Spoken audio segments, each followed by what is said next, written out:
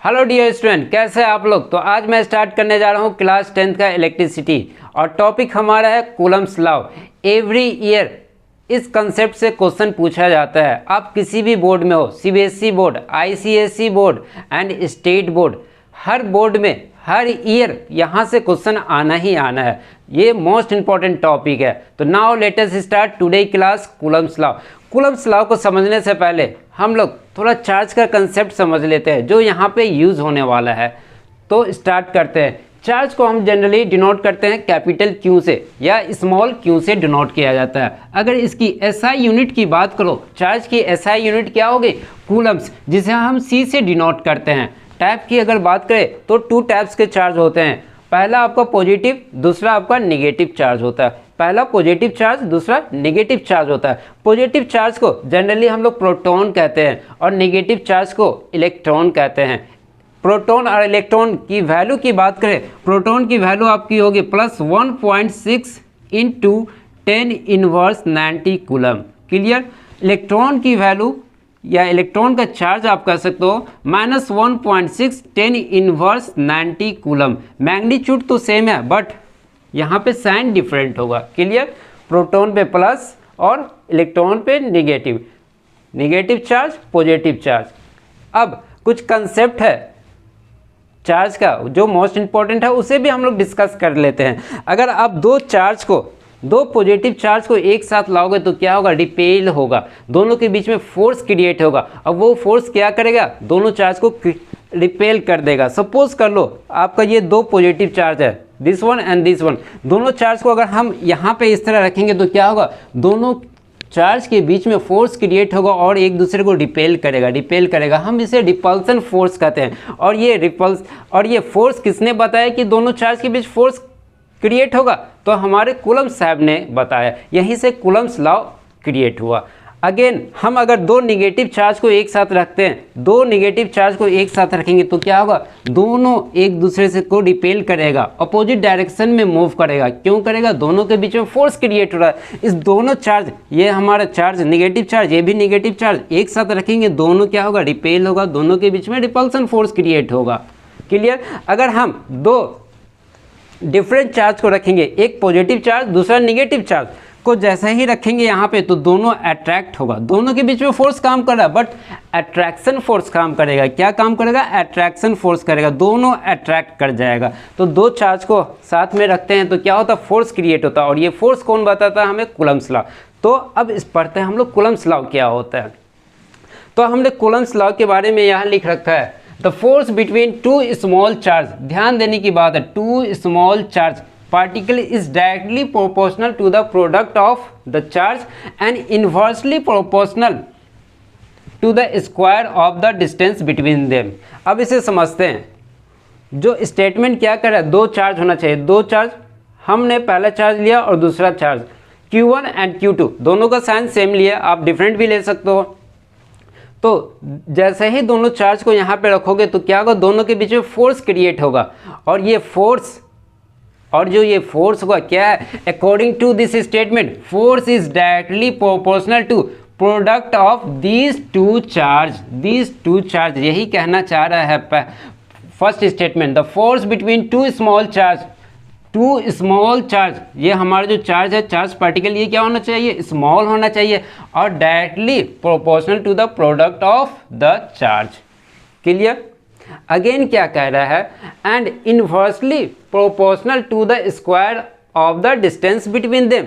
दोनों के बीच का जो डिस्टेंस है या सेपरेशन है उसका क्या होना चाहिए? इनवर्सली होना चाहिए। देन F इक्वल टू क्या लिखोगे? F is proportional to 1/r²। Clear? फिर से समझ लेते हैं स्टेटमेंट क्या कर रहा है। 2 चार्ज के बीच का जो फोर्स होगा, जो भी फोर्स क्रिएट होगा वो directly proportional to the product of this charge. दोनों चार्ज का क्या होगा?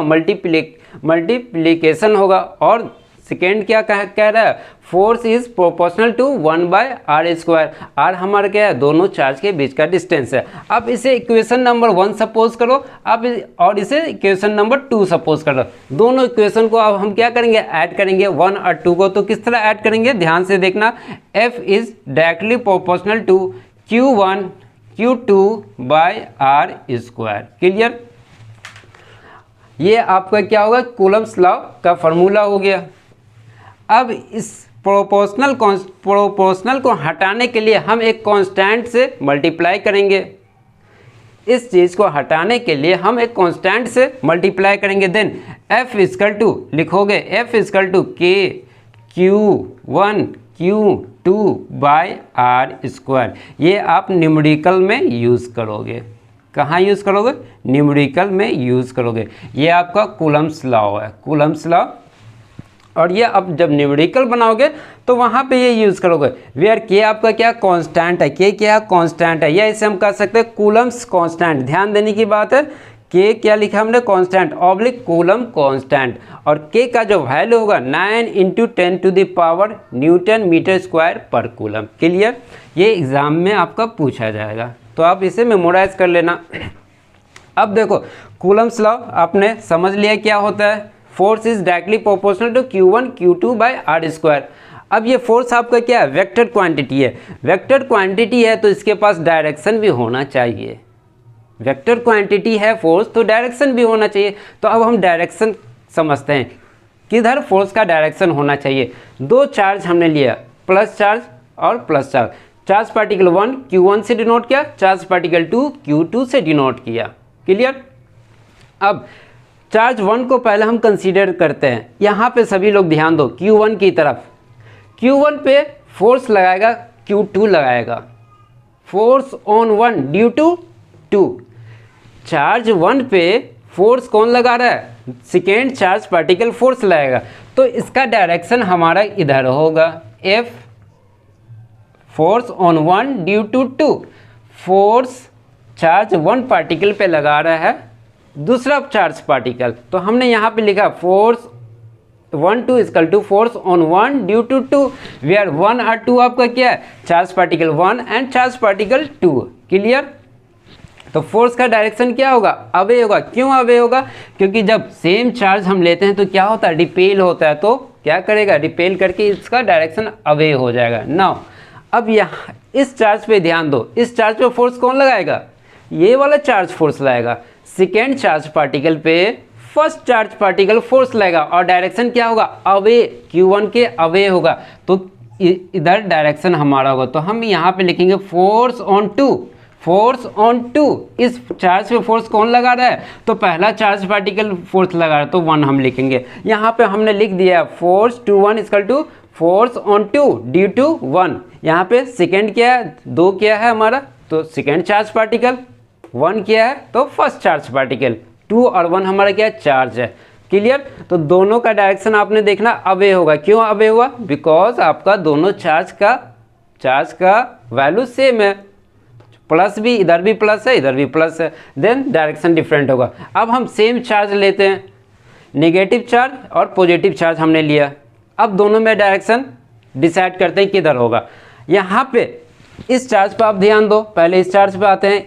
चार्ज 1, दिस चार्ज पार्टिकल पे फोर्स कौन लगाएगा, second charge particle. First charge particle पे फोर्स लगाएगा सेकेंड चार्ज पार्टिकल, तो अट्रैक्ट करेगा। क्यों अट्रैक्ट करेगा, हमने बताया है, जब डिफरेंट चार्ज रखोगे, पॉजिटिव और नेगेटिव चार्ज रखोगे तो क्या होगा, अट्रैक्ट करेगा। क्लियर? तो फोर्स का डायरेक्शन क्या होगा, इधर होगा, टुवर्ड्स द Q2 होगा। तो हम इसको क्या लिखें, फोर्स ऑन 1, फोर्स ऑन 1, ध्यान देने की बात है, force on 1 due to 2। Clear? अब इस चार्ज पार्टिकल पे फोर्स, सेकेंड चार्ज पार्टिकल पे फोर्स कौन लाएगा, Q1 चार्ज पार्टिकल फोर्स लाएगा। तो इसका डायरेक्शन क्या होगा, अगेन टुवर्ड्स द Q1 की तरफ होगा। तो हम इस फोर्स को लिखेंगे force on 2, second charge particle पे फोर्स लगा रहा है, कौन लगा रहा है, तो 1 लगा रहा है। क्लियर? अब ये आपका क्लियर हो गया होगा डायरेक्शन। जो मोस्ट इंपॉर्टेंट थिंग्स है, आपका फोर्स क्या है, वेक्टर क्वांटिटी, तो डायरेक्शन भी चाहिए। तो डियर स्टूडेंट, आपके एग्जाम में आता है के का SI यूनिट लिखने, इसे थोड़ा मेमोराइज करना टफ है। तो देखो आसान, सबसे आसान तरीका कैसे आप फाइंड करोगे के को आप यहीं पे रहने दो, इस के को आप यहीं पे रहने दोगे, इधर ले जाओ, इसको इधर ले जाओ, इसको इधर ले जाओ, के आपका यहाँ पे है। ठीक है, ये रहा के।